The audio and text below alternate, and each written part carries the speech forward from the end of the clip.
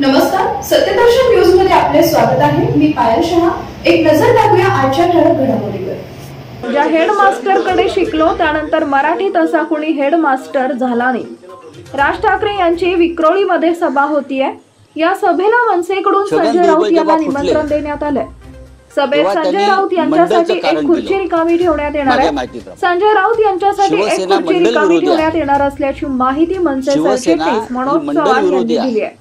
मनोज चव्हाण यांनी संजय राऊत यांच्या मेंदूला गंज लागलाय, ते काहीही बोलतात, त्यामुळे राजकीय नेत्यांनी कसं बोलावं हे ऐकण्यासाठी यावं असं खोचकपणे वक्तव्य केलं होतं। शरद पवार यांनी राजकीय विचार कसे असावेत आणि विचारांची देवाणघेवाण कशी असावी या सभेसाठी या असं म्हणत राज ठाकरेंच्या विक्रोळीमध्ये होणाऱ्या सभेला मनसेकडून संजय राऊत यांना निमंत्रण देण्यात आले। दरम्यान संजय राऊत यांना मनसेकडून देण्यात आलेल्या विक्रोळीतील राज ठाकरेंच्या सभेच्या निमंत्रणावर भाष्य केलंय। माध्यम प्रतिनिधींनी या संदर्भात सवाल केला असता संजय राऊत मनसे आणि राज ठाकरे भडकल्याचं पाहायला मिळाले। राज ठाकरे यांनी आधी स्वतःची भाषणं स्वतः ऐकावी आणि पाहावी, मग कळेल त्यांना। त्यांनी आम्हाला भाषा शिकवू नये, खास करून मराठी भाषा शिकवू नये। आम्ही ज्या हेडमास्टर कडे शिकलो त्यानंतर मराठी असा कोणी हेडमास्टर झाला नाही। त्यांचं नाव बाळासाहेब ठाकरे असं सडेतोड उत्तर संजय राऊत यांनी दिलं।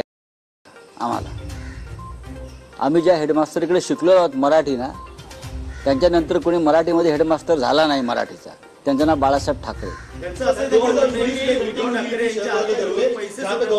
आमच्याकडे